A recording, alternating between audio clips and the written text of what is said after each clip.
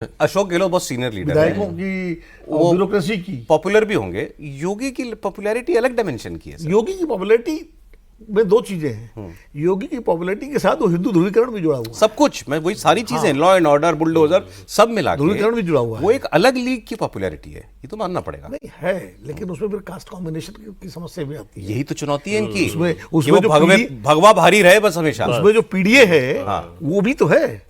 तो ये मतलब इसलिए क्रॉस करंट। तो आइए फिर बांकीपुर वाली बात कर लें। तो ये क्रॉस करंट बांकीपुर में सवर्ण नाराज थे ना, तो गए ना उधर। 100% ब्राह्मण तो पूरी तरह से नाराज थे। तो लेकिन वो केवल बिहार में नाराज, यूपी में नाराज नहीं है। देखिए, मैंने जितने बयान सुने बांकीपुर पे बिहार के लोगों के, हम लोग प्रोग्राम करते हैं इतना, तो यूट्यूब पर तो सब नीचे कमेंट आता है ना, मैं कई बार पढ़ता हूँ उनको कि लोग कह क्या रहे हैं।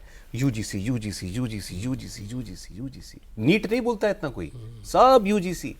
सवर्णों की नाराजगी, सवर्णों की नाराजगी, जबकि यूजीसी अभी होल्ड पे है।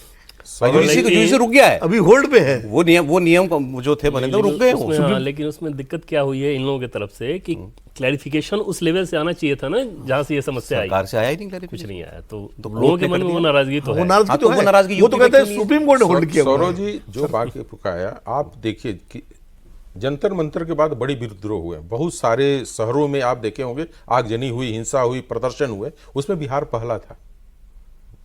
कहां कहां प्रदर्शन हुआ उस एरिया को भी देखिएगा, सासाराम, औरंगाबाद, पटना, छपरा, ये कौन सा जगह है जहां पे आरजेडी पिछले चुनाव में पूरी तरह से जीती हुई थी, और ये सारी सीटें बीजेपी इस बार चुनाव में जीत कर आई थी। जितने विपक्षी पार्टियां थे वो एकदम पूरी से तलमा, यहां कैसे हो सकता है ये कि बीजेपी जीत जाए। आप दिल्ली में इतने बड़े विरोध हुए इसलिए हुए कि यहां पे आम आदमी पार्टी की सत्ता छीन गई थी। लोगों ने जो हारे थे वो पूरी तरह से आक्रोशित थे कि हमें सरकार के विरुद्ध आंदोलन करना है। आप चले जाइए महाराष्ट्र का सबसे ज्यादा विरोध वाला एरिया था पूना, वहां एनसीपी का एरिया है, और वहां पे बीजेपी ने सेंध लगाया। आप उसके हिसाब से देखिए, जब हम लोग सर्वे करते हैं तो ये भी सोचते हैं कि ये विद्रोह हो रहा है तो क्यों हो रहा है और कहां हो रहा है। मैं आपसे सवर्णों की नाराजगी पूछ रहा हूं। नहीं, सवर्णों की नाराजगी उस पे जा रहा हूं। यूपी में सवर्णों होगी की कि नहीं नाराजगी पूरी तरह से बिहार में, वो सिर्फ बाकी यूपी में नहीं है। लीजिए फिर मैं कह रहा हूं यूपी में नहीं है।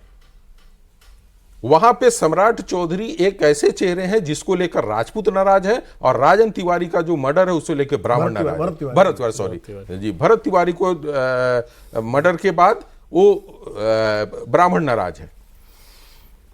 ये स्थिति है सर। आप एक चीज जान लीजिए कि सम्राट चौधरी का जो पुराना इतिहास है उसको बार बार याद दिलाया गया, तो उस करेक्टर को ऐसा नहीं आपने है कि... दो बात, आप ठीक है सर, आपने ये बांकीपुर को भी आपने कहा और सवर्णों की नाराज को भी, कि आपने कहा कि ये भी बिहार तक ही इसका इफेक्ट है।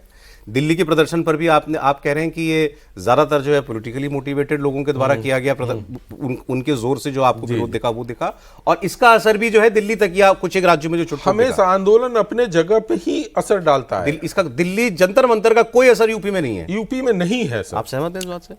नहीं, वो चीज़ नहीं सर। बिहार वाला पहले आप समझ लें कि पहली चीज़ ये कि सम्राट चौधरी को लेकर अगर कोई समस्या होती तो सम्राट चौधरी इससे पहले बिहार बीजेपी अध्यक्ष रह चुके थे, डिप्टी सीएम उसके बाद बना दिया गया था, और पिछले विधानसभा चुनाव के बाद सबको तो ये समझ में आ ही गया था ना कि यही सीएम होने जा रहा है। तो वो रिएक्शन रहता तो वहाँ पे सामने रातों रात तो उनको जो है पैराड्रॉप किया नहीं गया। ऐसा नहीं था कि अचानक आपने थोप दिया। दूसरी चीज़ कि बांकीपुर से बीजेपी को जो लेसन लेने वाली चीज़ है वो दो चीज़। पहली बात तो ये कि अगर उसी तरह का कैंडिडेट सिलेक्शन का अप्रोच यूपी में भी रहा जैसा बांकीपुर में किया और जैसा 2024 के लोकसभा चुनाव में बीजेपी ने किया था, तो फिर वहाँ पर समस्या होगी। कास्ट कॉम्बिनेशन साधना यूपी में बहुत बड़ा चैलेंज रहेगा बीजेपी के लिए। जैसे योगी आदित्यनाथ जी को लेकर जो प्लस पॉइंट है सामाजिक तौर पे देखें, जिसको समाजवादी पार्टी और उभारने की कोशिश करती है, वो एक चैलेंज भी रहता है वहाँ पे कि उसको आप कैसे साध सकें।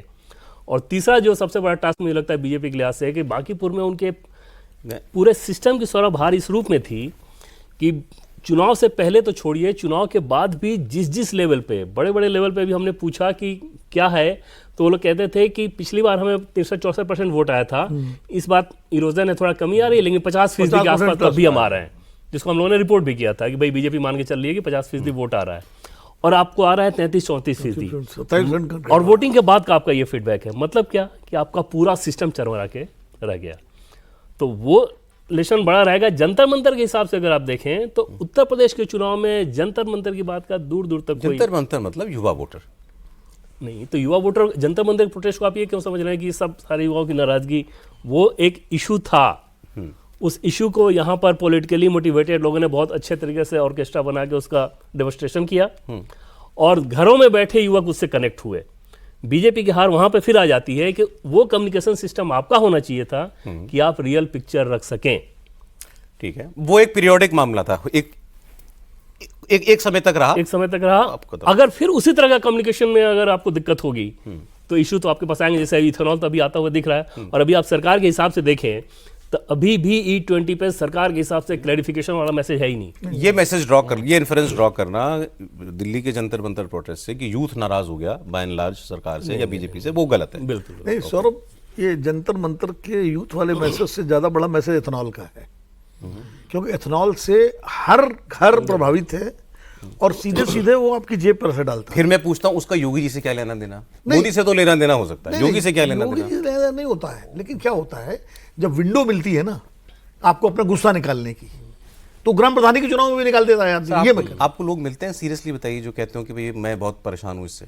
किस एथेनॉल से? एथेनॉल से। एथेनॉल में तो मिलते हैं लोग, मिलते हैं। एथेनॉल में तो मिलते हैं, और खासकर वो मिडिल क्लास का आदमी, वो मर्सिडीज चलाने वाला शायद परेशान ना हो, लेकिन जो मिडिल क्लास का, जो सेंट्रो चलाता है, जो चलाता है, छोटी गाड़ियाँ चलाता है, वो परेशान है। अरे मैं आपको एक डेटा देता हूँ, देखिए ये 2022 का विधानसभा इलेक्शन, 2024 का लोकसभा इलेक्शन।